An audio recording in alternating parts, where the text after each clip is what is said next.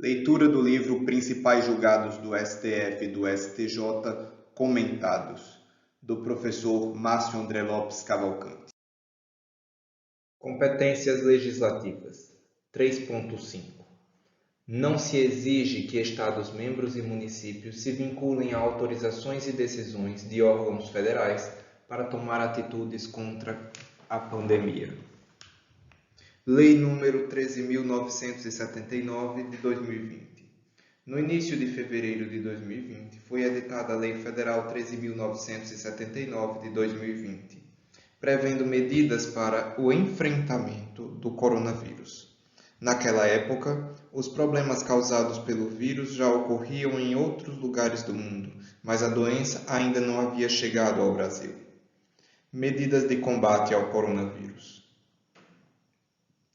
O aspecto mais importante desta lei está no artigo 3º, onde são previstas 8 medidas que poderão ser adotadas pelo poder público para o combate ao coronavírus. Vale ressaltar que se trata de um rol exemplificativo, ou seja, o governo poderá adotar outras medidas além das que estão ali elencadas. Confira a redação do caput. Artigo 3º. Para enfrentamento da emergência de saúde pública de importância internacional decorrente do coronavírus, as autoridades poderão adotar, no âmbito de suas competências, dentre outras, as seguintes medidas. 1. Isolamento. 2. Quarentena.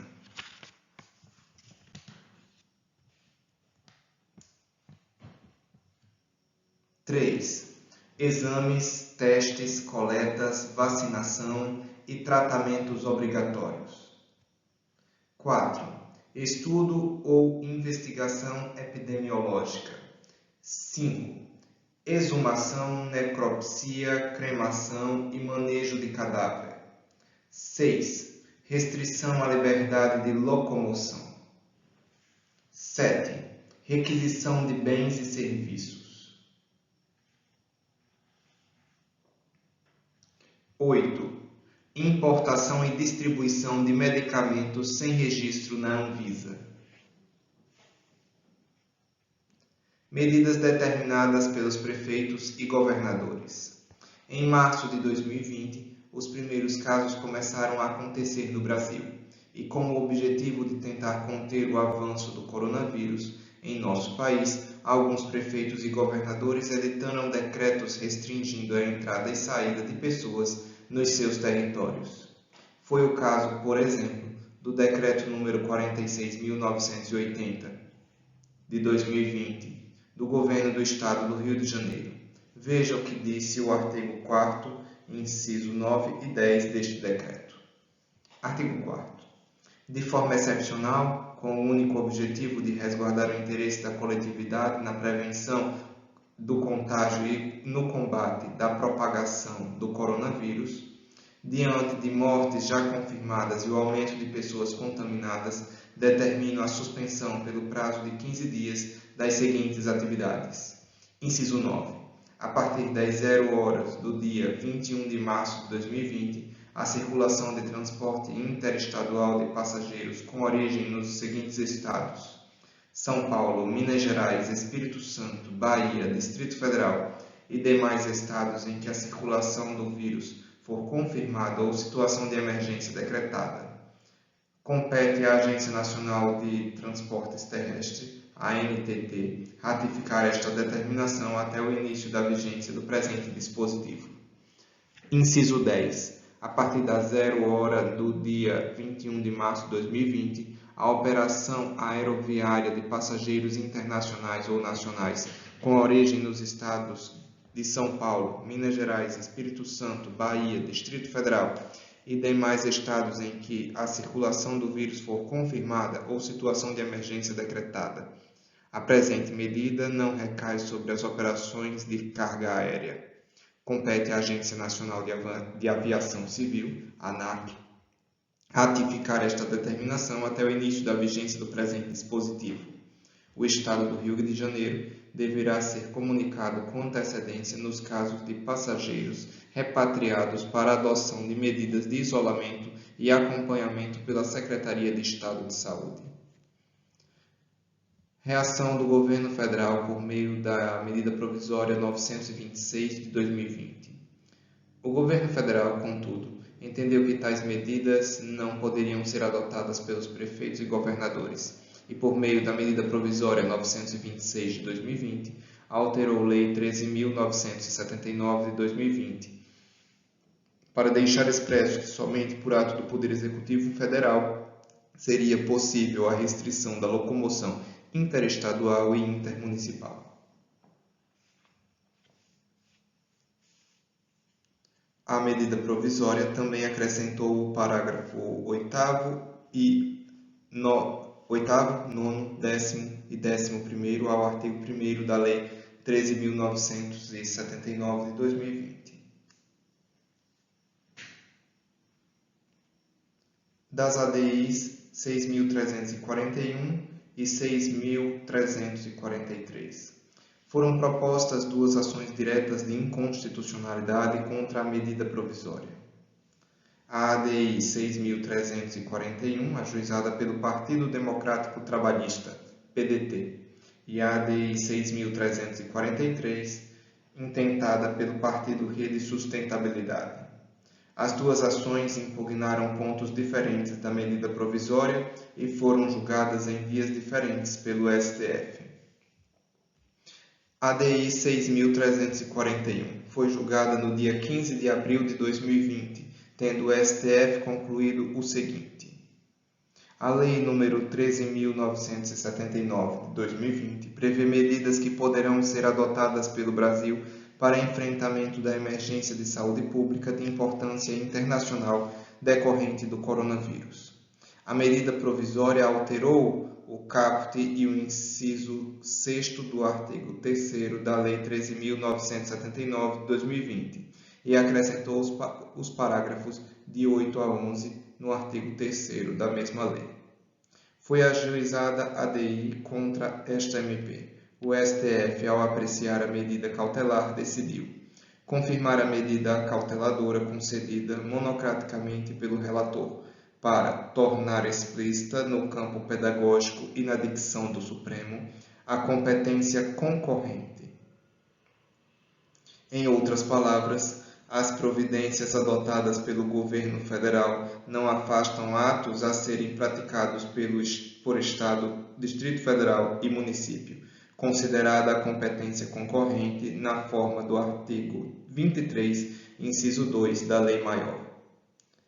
Também decidiu o STF dar interpretação conforme a Constituição ao parágrafo 9 do artigo 3º da Lei 13.979 de 2020, a fim de explicitar que o Presidente da República pode dispor, mediante decreto, sobre os serviços públicos e atividades essenciais. No entanto, esse decreto deverá preservar a atribuição de cada esfera de governo, nos termos do inciso 1 do artigo 198 da Constituição. Plenário do STF, ADI 6.341, Ministro Relator Marco Aurélio. Para mais informações, vejamos os comentários ao informativo 973.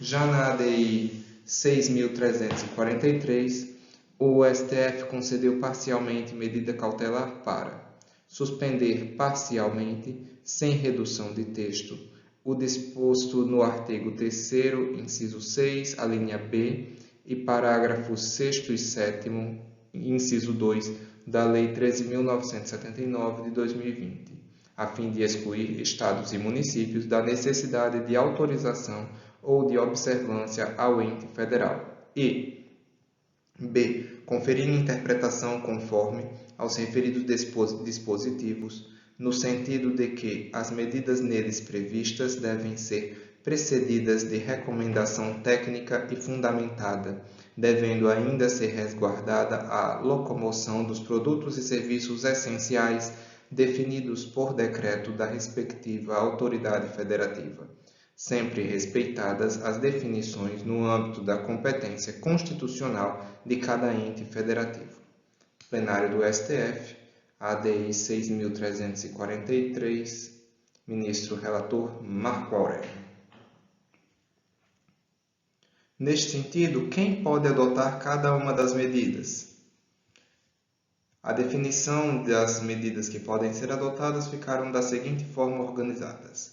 Cabe ao Ministério da Saúde todas as medidas do artigo 3º, com exceção de uma, o inciso 8º, que trata da importação e distribuição de medicamentos sem registro no Brasil. Este, que não cabe ao Ministério da Saúde, cabe, portanto, à Anvisa. Então, a Anvisa possui a competência para realizar a importação e distribuição de medicamentos sem registro no Brasil. E, por último, os gestores locais de saúde, as secretarias estaduais e secretarias municipais, mesmo sem autorização do Ministério da Saúde, podem determinar a realização compulsória de exames médicos, testes laboratoriais, coleta de amostras clínicas, vacinação ou tratamentos médicos específicos, estudos ou investigação epidemiológica e requisição de bens e serviços.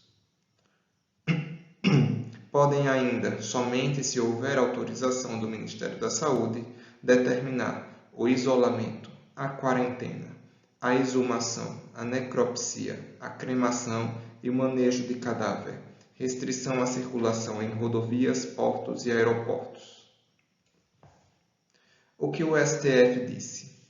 O STF disse que estados e municípios não precisam de autorização da União para adotar as medidas necessárias ao combate do coronavírus. Logo, essa exigência de que os gestores locais de saúde tenham autorização do Ministério da Saúde para adotar as medidas não é compatível com a Constituição e, por isso, foi suspensa. Assim, essa necessidade de autorização mencionada pela lei não é válida. Para o STF, a União não deve ter o monopólio de regulamentar todas as medidas que devem ser tomadas para o combate à pandemia. O governo federal tem o papel primordial de coordenação entre os entes federados, mas a autonomia deles deve ser respeitada. É impossível que o poder central conheça todas as particularidades regionais. Não é possível exigir que estados, membros e municípios se vinculem a autorizações e decisões de órgãos federais para tomar atitudes de combate à pandemia. Como, por exemplo, pode-se mencionar que a exclusividade da União quanto às regras de transporte intermunicipal durante a pandemia é danosa, já que cada estado e município possui peculiaridades. No tocante à restrição ao transporte, o artigo 3º, inciso 6º da lei, prevê que é possível a restrição excepcional e temporária, conforme recomendação técnica e fundamentada da Anvisa por rodovias, portos ou aeroportos, de entrada e saída do país e de locomoção interestadual e intermunicipal. A lei diz que os gestores estaduais e municipais só podem adotar essa providência se tiverem autorização da União, respeitando ainda o que for previsto em portaria interministerial dos Ministérios da Saúde, Justiça e Infraestrutura. Para o STF, no caso da letra B, determinar restrições à locomoção interestadual e intermunicipal, os estados e municípios não precisam de autorização da União. Vale ressaltar, no entanto, que estados e municípios somente podem adotar tais restrições se houver recomendação técnica e fundamentada, devendo ainda ser resguardada a locomoção dos produtos e serviços essenciais definidos por decreto da respectiva autoridade federativa, sempre respeitadas as definições no âmbito da competência constitucional de cada ente federativo. Isso significa que a União está proibida de adotar qualquer medida relacionada com o transporte intermunicipal? Não, não significa isso. A União tem a possibilidade de atuar na questão do transporte e das rodovias intermunicipais, mas desde que fique demonstrado que haja interesse geral, Exemplo, a União pode determinar a interdição de rodovias para garantir o abastecimento mais rápido de medicamentos, sob a perspectiva de interesse nacional. Vale ressaltar, todavia, que estados também devem ter o poder de regulamentar o transporte intermunicipal para realizar barreiras sanitárias nas rodovias. Por exemplo, se o interesse for regional, de igual modo o município precisa ter sua autonomia respeitada. Em outras palavras, o que o STF afirmou é que cada unidade, ente federativo, pode e deve atuar, mas no seu respectivo âmbito de competência. Estados e municípios não podem determinar o fechamento de fronteiras. O STF afirmou expressamente que estados e municípios não podem fechar fronteiras, pois sairiam de suas competências constitucionais. Medidas de restrição à locomoção devem ser lidas em conjunto com o Decreto 10.282 de 2020. No enfrentamento da emergência de saúde, há critérios mínimos baseados em evidências científicas para serem impostas medidas restritivas, especialmente as mais graves, como a restrição de locomoção. A competência dos estados e municípios, assim como a da União, não lhes confere carta branca para limitar a circulação de pessoas e mercadorias com base unicamente na conveniência e na oportunidade do ato.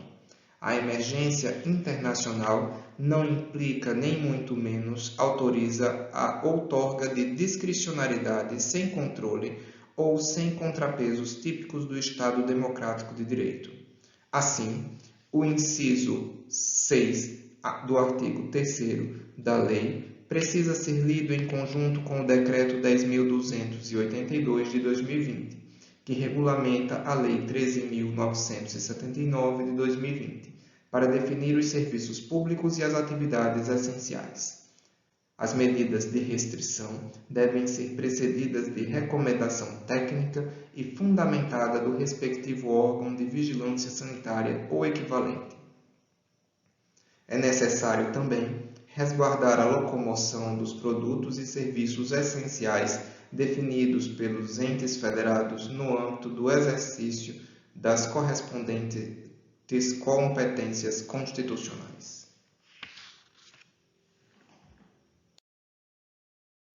Obrigado pela audiência, inscreva-se no canal, curta este vídeo, compartilhe nos grupos de interesse jurídico. Até a próxima!